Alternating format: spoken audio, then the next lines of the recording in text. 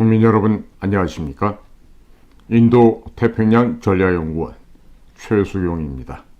오늘도 저희 공작관TV 그레이트 게임을 애청하시는 전국의 국민 여러분, 또 해외 계시는 동포 여러분 감사를 드립니다. 7월달이 이제 접어들게 됩니다. 2023년 7월 3일 월요일 오후 8시에 드디어 이승만과 자유민주주의의 시작 첫 방송이 시작이 됩니다.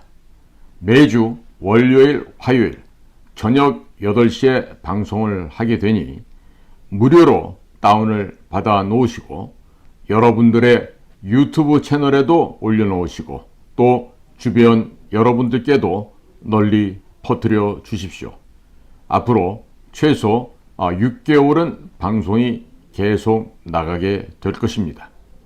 그리고 저희 공작관TV를 널리 알려주시고 또 구독이나 좋아요도 눌러주셔도 되겠습니다. 제가 하고 있는 이 방송은 인도태평양 전략연구원의 회원 한 분 한 분들께서 내어주신 후원금으로 제작이 되었습니다. 이 방송을 하면서 대한역사문화원, 거기에는 김재동 목사께서 일을 하고 계시는데 그 대한역사문화원에 의뢰를 하여서 30분짜리 총 48편, 48편을 제작하게 되었습니다. 인도태평양 전략연구원 홈페이지와 대한역사문화원 홈페이지에 게재를 해놓을 예정이니 혹시 못 보신 분들은 두 연구원의 홈페이지에 가셔서 보셔도 되겠습니다. 학교나 가정, 교회 등에서 단체로 보시고 자랑스러운 대한민국의 역사에 대해서 다 함께 공부하는 시간을 가지셨으면 좋겠습니다. 특히 우리 교포 3, 4세들은 대한민국의 역사를 잘 모르고 있습니다. 해외에서도 이 방송으로 우리 후손들을 교육시켜 주시고 주변에 살고 있는 현지인들에게도 현지 언어로 설명을 해 주십시오. 역사 한류 수출에 동참을 해 주시면 대단히 감사하겠습니다. 한편 대한역사문화원에서도 자녀들을 대상으로 온라인 강좌도 개설을 하고 전문 강사 양성과정 운영을 하며 PPT 교재도 판매를 하고 또 6.25 달력 판매 등도 함께 한다고 하오니 자세한 문의는 대한역사문화원으로 하시기를 바랍니다. 자, 이제 본격적으로 조선 말기에는 조선 인구의 약 40%가 노예 상태에 있었습니다. 이들이 나중에 일본이 들어와서 노비 해방을 시켜주게 되자 이들은 일본에 충성을 하면서 독립운동가들을 잔혹하게 탄압을 하였고 조선의 여성들을 일본 상인들에게 위안부로 파는 등의 행위를 하게 되었습니다. 물론 다 그런 것은 아니고 일부가 그와 같은 더러운 일에 종사를 하였던 것입니다. 그러나 대한민국의 학교에서는 이런 슬픈 역사를 절대로 가르치지 않고 있습니다. 조선시대의 노비는 짐승처럼 사고팔 수가 있었고 주인이 마음대로 죽여도 되는 아주 천하고 하찮은 신분이었습니다. 마치 물건을 사고 팔듯이 소나 개, 돼지를 파는 것처럼 매매를 할 수 있었다. 이런 이야기가 되겠습니다. 자, 그런데 일본이 한반도에 들어오게 되면서 노비에서 해방도 시켜주고 학교 교육도 받게 해주고 사람답게 살게끔 해주니까 이들의 조국은 그냥 평이하게 그대로 일본이 되어버리고 말았던 것입니다. 자, 그래서 이들은 대한 독립을 원하지 않았던 것이다. 이렇게 볼 수가 있겠습니다. 자, 독립이 되면 다시 노비로 되돌아가야 하는데 왜 독립을 원하였겠습니까? 그래서 독립운동가들을 밀고 하거나 순사가 되어서 직접 독립운동가들을 탄압했었던 것입니다.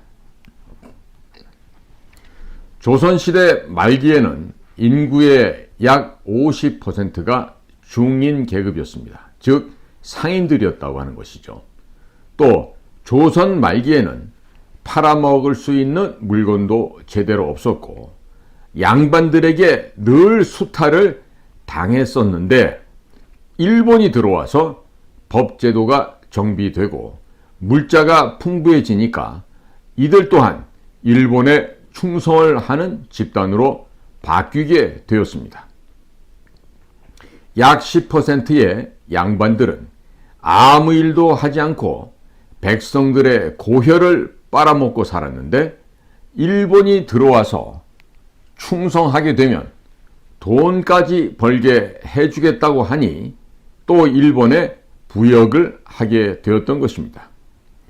그리고 한편 고종은 광산 채굴권, 산림 벌채권 등 국가의 재산을 팔아먹을 수 있는 것은 다 팔아먹고 나중에 일본이 뇌물을 바치게 되자 일본에게 나라까지 팔아먹게 되었습니다. 이 당시는 왕권 국가였기 때문에 왕이 자기 나라를 다른 나라에 팔아먹는 것에 대해서 비난할 수도 없었고 또한 비난도 없었다고 합니다. 조선 왕실은 1945년 8월 15일 일본이 패망하기까지 일본에서 막대한 재정을 지원받으면서 그야말로 정말로 잘 먹고 잘 살았습니다. 고종의 행동을 이해하시고자 한다면 현재 저 북조선의 김정은이라고 하는 자가 하고 있는 행각을 생각하시면 될 것입니다. 조선 인구 가운데 99%의 인구가 대한 독립을 원하지 않고 있었는데 독립운동은 과연 누가 했었을까요? 1%나 될까 말까 하는 민족 지도자들 그리고 기독교도 들이었습니다. 이것이 바로 대한 독립운동의 실체였던 것입니다. 민족 지도자들이 독립운동을 한 것은 이해가 되는데 기독교인들은 그렇다면 왜 독립운동을 했었을까요? 성경에 보면 나 위에는 다른 신을 섬기지 말라고 하는 십계명에 우상 숭배를 하지 말라고 되어 있습니다. 물론 거짓말을 하지 말라는 얘기, 간음을 하지 말라는 얘기, 총 10가지의 이야기가 있죠. 자, 그런데 일본의 천황한테 강압적으로, 강제로 자꾸 절을 하라고 강요를 하게 되니까 죽으면 죽었지 우상 숭배를 못하겠다고 해서 독립운동을 하게 된 것으로 볼 수 있습니다.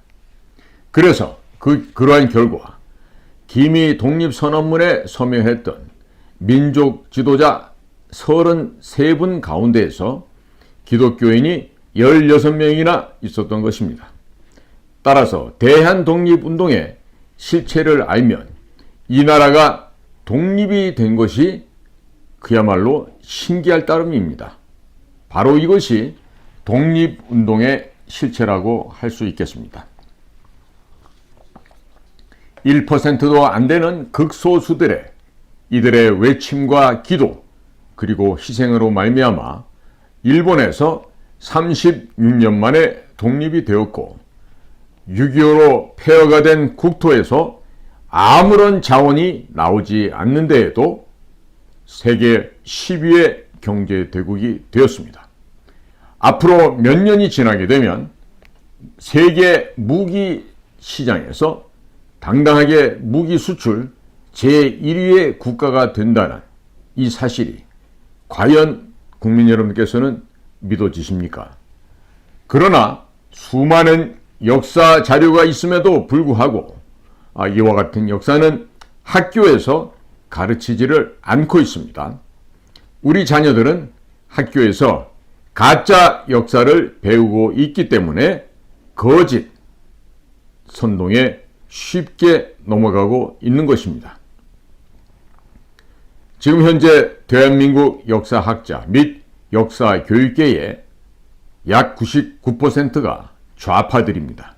따라서 북조선의 지령에 따라서 반일 선동을 하고자 한다면 조선을 미화해서 고종을 계몽군주로 만들어야지 일본을 나쁜 놈으로 만들 수가 있고, 일본과 한국을 갈라놓아야지 각종 선거에서도 이길 수가 있습니다. 또 한편 한국, 미국, 일본 삼각협력의 고리를 끊을 수가 있게 되는 것입니다. 이 모든 것이 현재는 평양의 지령으로부터 더불어민주당이나 정의당과 같은 이들에게 이러한 지령이 내려오고 있죠. 자, 그러나 보수 정당이라고 자칭 주장하고 있는 국민의힘은 지난 수십 년간 집권을 해오면서 국민들에게 제대로 된 역사 교육을 실시하지 않았으며, 정당의 정치인들도 자기 나라 역사를 모르는 창녀들로, 짐승들로 가득 채워져 있었습니다. 그래서 나라가 이와 같이 무너지게 되었던 것입니다. 또 6.25 전쟁을 일으켰던 전범, 천하의 겁쟁이 개잡놈인 김일성은 대남 공작 교실을 통해서 남한의 문화계를 장악하라고 지령을 내린 바 있었는데, 그 결과 대한민국의 문화계는 거의 대부분이 좌파에게 장악돼 버린 것입니다. 따라서 드라마나 영화에서 조선이라고 하는 나라를 엄청 아름다운 나라로 묘사를 하면서 선남 선녀들의 러브 스토리를 그려고 있는데, 조선 건국 200년 후인 1592년부터 1900년대 초반까지 약 300년 동안 소빙하기였기 때문에 계갑대기근, 경신대기근, 을병대기근, 이러한 대기근으로 말미암아서 조선 인구의 3분의 1이라는 숫자가 소멸이 되었습니다. 여기서 계갑대기근이다 라면 1592년에 임진왜란이 발생하였죠. 바로 그 해 겨울, 1592년 겨울, 그리고 1594년 여름까지 근 2년 동안 조선 전역이 대기근의 광풍에 휩싸이게 되었고, 이 또한 임진왜란이 초래했던 기근이었다 하겠습니다. 자, 이 기근은 1592년 겨울부터 1593년 여름까지 한 차례 발생하였는데, 그해 겨울에 또 재발해서 이듬해 여름까지 지속이 되었습니다. 1차 대기근에는 양식 부족, 영양실조, 면역력 저하, 전염병 창궐, 사망자의 대량 발생이라는 연쇄 반응을 일으키는 가운데 엄청난 인명피해를 가지고 왔었습니다. 1593년 겨울부터 재현되었던 2차 기근은 가까스로 살아남은 사람들을 또다시 죽음으로 몰아넣었습니다. 이 무렵 도둑질이 공공연하게 벌어지고 토족들이 곳곳에서 바로하였고, 인육을 먹기 위해서 사람을 죽이는 일도 벌어지게 되었습니다. 지옥을 연상케 하는 이러한 참담했던 사회상들은 1594년 가을에 농작물이 본격적으로 출하되면서 진정되기 시작하였습니다. 자, 2년에 걸친 계갑 대기근으로 엄청난 사람들이 죽었습니다. 성주, 거창, 함양, 초계 등지에서 피난하거나 거주했던 사람들의 사망률은 50%에 육박을 했었고, 노비와 상민 같은 피지배층의 사망률은 이보다도 훨씬 높았다고 합니다. 이렇게 많은 희생자를 낳았다는 점에서 계갑 대기근은 조선왕조 역사상 최대의 기근이라 해도 좋겠다고 평가됩니다. 아울러서 경신대기근은 경술년과 신해년에 벌어졌던 말을 합쳐서 경신대기근이라고 하는데, 이것은 조선 현종 11년인 1670년에서 현종 12년인 1671년 사이에 발생했던 대기근이었습니다. 자, 이렇게 대기근이 올 때마다 인구가 약 100만 명에서 200만 명이 죽어나갔습니다. 자, 이렇게 많은 사람들이 죽어나가는데 역사학자들과 선생들은 학교에서 이러한 우리의 역사를 전혀 가르치지 않고 있습니다. 왜냐하면 북한과, 즉 북에 있는 저 북조선과 동일한 상태였기 때문에 북조선의 실상이 드러날까 봐 두렵기도 하겠지만, 조선시대를 연구하면 북조선이 망하는 것이 보이기 때문에 떨려서, 두려워서, 공포스러워서 학생들에게 제대로 가르칠 수가 없었던 것입니다. 1592년 이후로 조선시대 300년간 내내 굶어 죽고 얼어 죽고 전염병으로 죽고 전쟁으로 죽어 나갔기 때문에 드라마나 영화에 나오는 내용들은 거의 100%가 거짓말이다, 이렇게 결론을 내릴 수가 있겠고, 또 드라마나 영화로 역사를 배우거나 학교에서 가짜 역사를 배운 학생들은 성장을 해서 어른이 되어도 결국 좀비가 되어서 거짓 선동에 넘어가게 되는 것입니다. 좌파 역사학자들과 전교조 선생들이 역사를 조작, 왜곡하여 여러분들의 자녀를 참과 거짓을 분별할 수 없는 좀비로 만들고 부모님의 노고에 일절 감사할 줄 모르는 짐승으로 사육하고 있었던 것입니다.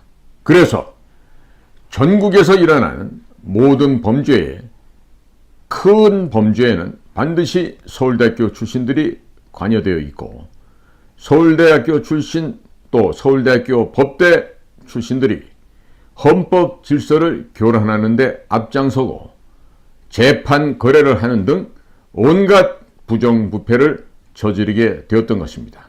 즉 대한민국은 이 사법 카르텔이 범죄의 최대 원상이고 조폭 카르텔이라고 할 수 있게 됩니다. 제대로 된 역사를 가르치지 않았기 때문에 서울대학교 출신들이 먹을 것만 던져주면 아무 것이나 좋다고 주워먹는 하이에나 같은 짐승들이 되었고 창녀로 전락하게 되었던 것입니다. 좋은 역사이거나 슬픈 역사이거나 부끄러운 역사라 할지라도 제대로 정확하게 가르쳐야만 다시는 그러한 실수를 반복하지 않을 수 있는 힘이 내재할 수 있게 됩니다. 자, 그와 같은 내재된 힘과 지혜가 생기게 되면 인간은 제대로 된 처신을 할 수 있게 되겠죠. 따라서 역사 교육은 대단히 매우 중차대한 의미다, 이렇게 강조를 할 수 있겠습니다. 국민 여러분, 역사에서 아무런 교훈을 얻지 못한다면 국민 여러분들의 자녀들을 서울대학교에 보내는 것이 무슨 의미가 있겠습니까? 의미가 있겠습니까? 제가 봤을 때는 의미가 전혀 없습니다. 여러분들의 자녀를 사랑하시면 무조건 제대로 된 역사를 가르치십시오. 그렇게 되면 자녀들이 부모님께 순종하게 되고 부모님께 고마워하며 그들이 애국자로 자라나게 될 것입니다. 1392년 이성계가 조선을 건국하였습니다. 이 조선이 건국할 때부터 전 세계적으로는 소빙하기가 시작이 되었고 17세기에 절정을 이루었으며 20세기 중반부터 지구의 평균 기온이 서서히 올라가게 됩니다. 지구의 평균 기온은 수백 년 단위로 더워졌다 차가워졌다 하는 것이지 이산화탄소 배출량과 그 배출량 증가가 지구온난화와는 아무런 상관관계가 없다고 하는 점 다시 한번 강조합니다. 고조선 시대의 지구 평균 기온은 오늘날 현재보다도 더 뜨거웠다고 합니다. 그때는 CO2를 배출하는 차량도 없었는데 왜 그래 했을까요? 소가 트림을 하고 방귀를 많이 뀌어서 그렇게 됐다고 할 수 있겠습니까? 모두가 다 새빨간 거짓말이 되겠습니다. 따라서 역사를 제대로 배우면 참과 거짓을 구분할 줄 아는, 분별할 수 있는 통찰력이 생기게 됩니다. 소빙하기 시대에는 전 세계적으로 평균 기온이 20세기의 평균 기온보다 약 0.5도 가량 낮게 형성이 되었다고 합니다. 시기에 따라서는 1도 내지 2도 기온이 낮게 형성되기도 하였다고 합니다. 소빙하기 때 체감 온도가 대략 10도 가량 떨어지게 되었고, 이상기온 현상으로 농작물이 잘 안 자라거나 갑작스러운 추위로 말미암아 사람들이 얼어 죽거나 굶어 죽거나 전염병에 걸려 죽는 등 이와 같은 사망의 일이 전 세계적으로 광범하게 펼쳐졌었습니다. 전 세계적으로 약탈, 전쟁, 식인 문화 등이 성행을 하였고, 국가들의 흥망성쇠가 빈번하게 발생하였던 것입니다. 날씨가 추워지니까 북방 기마 민족들이 지속적으로 남쪽으로 남하하게 되면서 많은 전쟁들이 발생하게 되었습니다. 정묘호란, 병자호란 등도 소빙하기와 관련이 없다고 말할 수는 없을 것입니다. 강대하였던 국가들이 무너지는 등 국제 질서가 요동을 치게 되었습니다. 역사를 공부할 때 이러한 기후변화를 빼놓고 공부를 하면 이해가 잘 가지 않을 것입니다. 조선도 마찬가지로 1592년 임진왜란이 발발하고 1953년부터 개갑 대기근이 발생하여서 약 100만에서 140명이 사망하게 되는데, 학자들은 이때 죽은 사람들 중에 약 20만에서 40만 명이 전쟁으로 사망을 하였고, 나머지 80만에서 100만 명은 굶어 죽거나 얼어 죽거나 전염병으로 사망한 것으로 추정하고 있습니다. 임진왜란 전반에는 의병들이 상당히 많았던 데 비해서 임진왜란 후반으로 가게 되면 의병 활동이 대폭 줄어들게 되는데, 그 이유가 대부분 굶어 죽거나 얼어 죽거나 전염병으로 죽었기 때문이라고 합니다. 현종 제위 기간이었던 1670년 경술년이 되겠습니다. 그리고 1671년 신해년에 있었던 경신대기근 때에도 약 100에서 200만 명이 굶어 죽었던 것으로 전문가들이 분석을 하고 있습니다. 당시의 조선 인구가 1200만에서 1400만 명이었다고 하니 얼마나 많은 백성들이 굶어 죽었는지를 가늠할 수 있겠습니다. 왕족과 관리들도 굶어 죽었으니 그 기록이 제대로 되어 있지 않아서 실제로 얼마나 많이 죽었는지 판단하는 것이 무의미하다라고 학자들은 말하고 있습니다. 조선은 이때부터 소를 잡아먹는 것을 허용했는데, 굶었다가 갑자기 고기가 들어가게 되니 위장병으로 또 많이 죽었다고 합니다. 이때 돌았던 말이 임진왜란 때가 더 나았다라고 했다고 합니다. 죽은 시신은 물론이려니와 자기 자식도 잡아먹었다고 하니 참으로 끔찍한 일이 아닐 수가 없겠습니다. 이런 역사를 가르치게 되면 현재 대한민국 국민들은 얼마나 축복을 받았는지 깨닫게 될 것입니다. 자녀들이 철딱서니 없이 불평, 불만을 절대로 할 수 없게 될 것입니다. 1593년 개갑대기근과 1670년 경신대기근 사이에는 1627년에 정묘호란이 발생하였고, 1636년에는 병자호란이 일어났었습니다. 따라서 이러한 북방의 청해 침략뿐만 아니라 남쪽에서는 끊임없는 왜구가 노략질을 하고 있었습니다. 자, 그러면 여기서 끝이 날 수 있겠습니까? 아니죠. 절대로 그렇게 끝날 수가 없습니다. 숙종 21년이던 1695년 을해년부터 숙종 25년인 1699년까지 있었던 대기근이 발생했는데 이를 을병대기근이라고 합니다.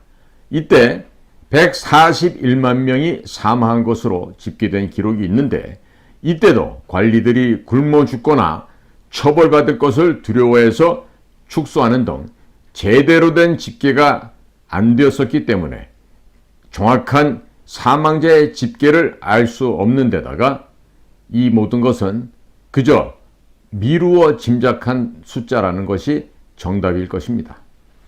실제로는 이보다 훨씬 많은 사람들이 죽었을 것으로 생각이 됩니다. 전체 사망자들 가운데에서 고작 3할도 제대로 파악하지 못했다고 하니 수백만 명이 굶어 죽었다는 것이 차라리 현실적인 대답이 된다, 이렇게 생각할 수 있겠습니다. 또한 을병대기근 기간이었던 1695년부터 1697년 사이에는 북유럽의 에스토니아, 스웨덴, 핀란드, 노르웨이 이 등 전 지구적으로 대기근이 발생하였었습니다. 을병대기근 때 얼마나 처참했냐고 하면 경신대기근 때에도 정묘혈환, 정묘호란, 병자호란 이러한 것들 때문에 청나라에서 쌀을 수입하자는 조정 대신들의 의견이 묵살이 되었었지만 을병대기근 때에는 숙종 임금이 나서서 청나라에서 쌀을 구해오라고 해서 이때부터 청나라와의 무역이 시작되었습니다. 임진왜란 당시 명나라에서 조선에 쌀을 100만 석 이상 보내었기 때문에 제조지은, 즉 나라를 다시 만들어준 은혜다. 거의 망하게 된 것을 구해준 은혜, 이 명나라의 은혜에 보답하기 위해서 청나라가 조선에게 어버이나라로 모시겠다고 한 것도 거절하였다가 정묘호란, 병자호란이 발생하게 되었던 것입니다. 이렇게 되면서 조선은 만주 지역에 대한 지배권을 완전하게 상실하게 되었습니다. 조선의 왕들이 역사 공부를 제대로 안 해서 청나라가 바로 신라의 후손들이 세운 나라인 것을 전혀 몰랐던 까닭입니다.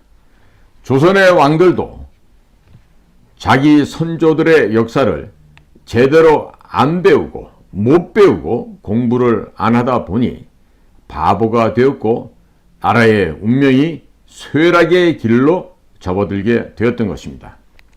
자, 현재 우리 현대사, 근대사를 보게 되더라도 역사를 모르는 무식쟁이들이 대통령을 하다 보니 국민들에게 제대로 된 역사를 가르칠 생각을 하지 않고 그래서 거짓 선전선동에 속아서 정권이 전복되거나 대통령들이 감옥에 가는 등 나라가 절단났었던 것입니다. 국민 여러분, 우리나라 역대 대통령 이승만 대통령부터 박정희, 그 다음에 전두환, 노태우, 그리고 김대중, 김영삼, 노무현, 이명박, 박근혜, 문재인에 이렇게까지 역사를 제대로 인식하고 있는 사람이 몇 사람이나 있었는지 생각해 보십시오. 지금 현재는 윤석열 대통령이 서울대학교 법과대학을 나오고 검찰총장을 한 사람입니다.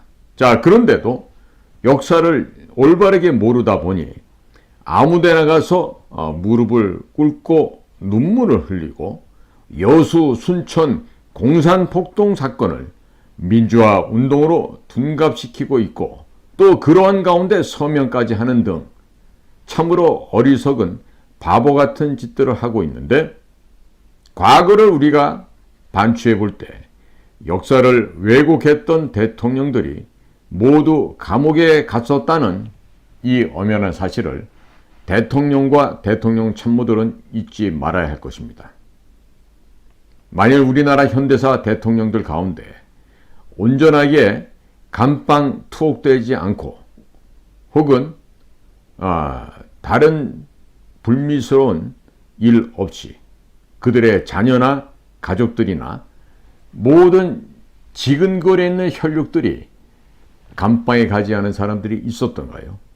자식들이 안 가면 본인들이 가고 이렇게 했던 것이 바로 우리나라의 역사인데, 지금 문재인도 역시 그 반열에 예외가 되지는 않겠죠. 만일에 문재인이 감옥에 가지 않는다 이렇게 되면 아마 현재 윤석열 정부는 아마 치명적인 그 타격을 입게 될 것입니다.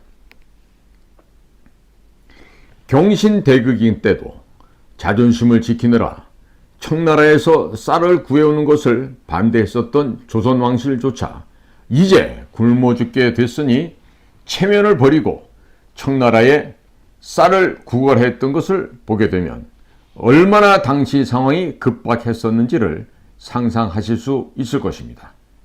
국민 여러분, 지금 북조선, 저 북한 지역을 생각해 보십시오.